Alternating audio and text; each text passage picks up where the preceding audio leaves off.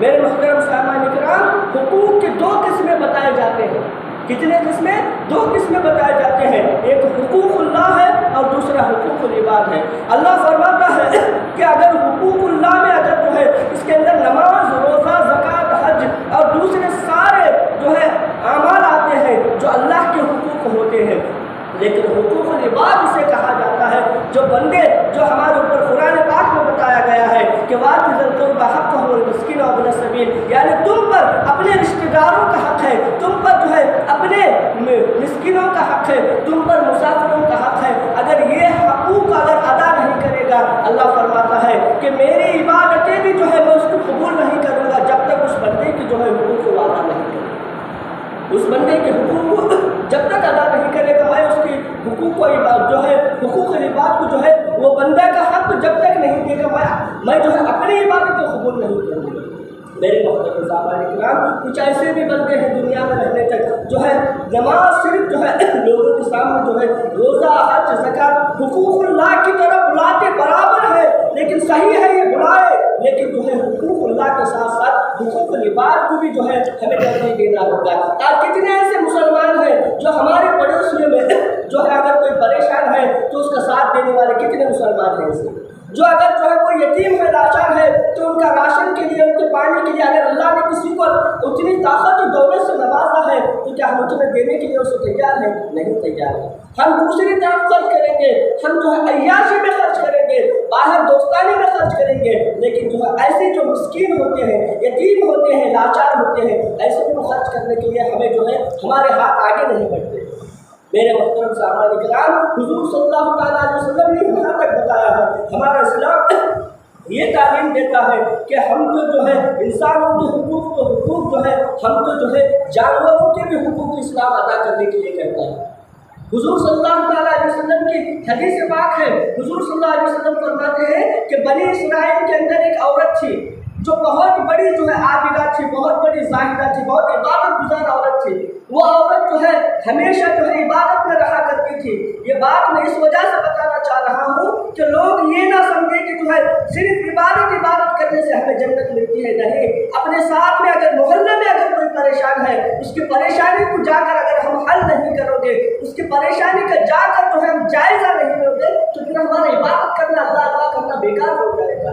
میرے محترم سامعین کرام، جو بنی اسرائیل کے زمانے میں ایک عابدہ عورت تھی جو بڑی عبادت کیا کرتی تھی، وہ عابدہ عورت کے گھر میں ایک بلی تھی. وہ بلی پالا کرتی تھی، لیکن بلی کو کیسے پالا کرتی تھی؟ روزانہ اس بلی کو جو ہے مارتی تھی. ایک ٹائم اسے کھانا کھلاتی، لیکن مار کو اس پر ظلم زیادتی کرتی، اتنا زیادتی، اتنا مارتی رہتی، ظلم کرتے رہتی. اس کے ظلم سے ایک دن جو ہے وہ بلی کا جو ہے انتقال ہو جاتا ہے، وہ مر جاتی ہے. جب وہ بلی مر جاتی ہے، اس کے بعد جو ہے اسی بنی اسرائیل کے اسی گاؤں کے اندر جو ہے ایک اور عورت تھی جو ہے عبادت گزار رہی تھی. وہ جو ہے اللہ کی عبادت نہیں کیا کرتی تھی، نہ ہی وہ نماز روزے کی جو ہے وہ پابند تھی. لیکن وہ عورت جو ہے کسی راستے سے جا رہی تھی. جب راستے سے جا رہی تھی تو دیکھا کہ ایک کنویں کے اندر جو ہے ایک کتے کا چھوٹا سا بچہ گرا ہوا تھا جو پکار رہا تھا. تو جو ہے اس نے دیکھی اس کنویں کے بازو میں جو ہے کتا پڑا ہوا تھا جو پانی کی شدت کی وجہ سے پکار رہا تھا. وہ عورت جاتے جاتے دیکھتی ہے، کیا دیکھتی ہے کہ کتے کا بچہ پڑا ہوا ہے چھوٹا سا، لیکن وہ پانی کے لیے ترس رہا ہے. اگر اسے پانی پلا دیا جائے تو شاید وہ کتا زندہ ہو جائے گا. کڑی کی دھوپ تھی، تو ایسے حالت میں دیکھا کہ بازو میں ایک جو ہے چھوٹی سی باوڑی تھی. اس باوڑی کے قریب دیکھتی ہے کہ کچھ پانی پلا دیا جائے، لیکن دیکھتی ہے کہ پانی تو بہت نیچے تھا. اس نے سوچا کہ اب کیا کروں. تو وہ عورت جو ہے جو عابد نہیں تھی، زاہدہ نہیں تھی، وہ عورت جو ہے اپنی ڈوڑنی نکالتی ہے، اوڑھنی نکالتی ہے اور اپنے جوتے کو جو ہے باندھ کر جو ہے اس اوڑھنی کو جو ہے اس باوڑی کے اندر پھینکتی ہے. اس باوڑی کے اندر پھینکنے کے بعد جو ہے اس جوتے کے اندر تھوڑا سا پانی آتا ہے، تو پانی کو کھینچ کر جو ہے اس کتے کے منہ میں ڈال دیتی ہے. جب اس کتے کے منہ میں ڈالتی ہے تو کتا جو ہے اس کی جو ہے جو دو چار قطروں سے جو ہے وہ زندہ ہونے والا تھا، جو پانی کے لیے ترس رہا تھا، وہ کتا اٹھ کر جو ہے چلا جاتا ہے. پھر وہ عورت جو ہے اپنے گھر چلے جاتی ہے. اس کے بعد پھر حدیث پاک میں آتا ہے، حضور صلی اللہ تعالیٰ علیہ وسلم فرماتے ہیں کہ صحابیوں، ان دونوں عورتوں کا اسی دن اتفاق سے دونوں عورتوں کا اسی دن انتقال ہو گیا. دونوں عورتوں کا اسی دن انتقال ہو گیا. پھر اللہ تعالیٰ کی بارگاہ میں ان دونوں کی روح فرشتے لائے، جب دونوں کی روحوں کو لائے تو اللہ نے فرمایا کہ اے فرشتوں یہ کس کی روح ہے؟ تو فرشتوں نے کہا کہ اے اللہ یہ جو ہے موسیٰ علیہ السلام کے قوم کی بڑی عابدہ بڑی عبادت گزار عورت کی روح ہے، اس کو لایا ہوں۔ تو اللہ فرماتا ہے کہ اس نے کیا کیا ہے بتا ہے؟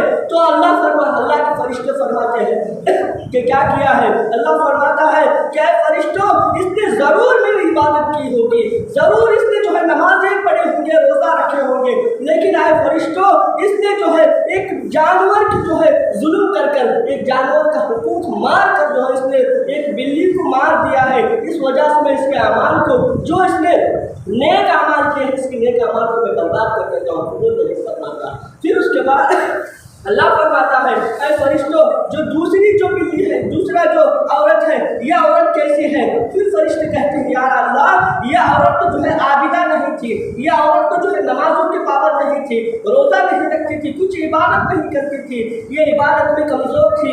پھر اللہ فرماتا ہے اے فرشتوں یہ جو عورت تھی مجھے معلوم ہے یہ عورت جو ہے عبادت گزار نہیں تھی، لیکن اس کا جو آخری جو کام کیا ہے کیا تم نے دیکھا ہے؟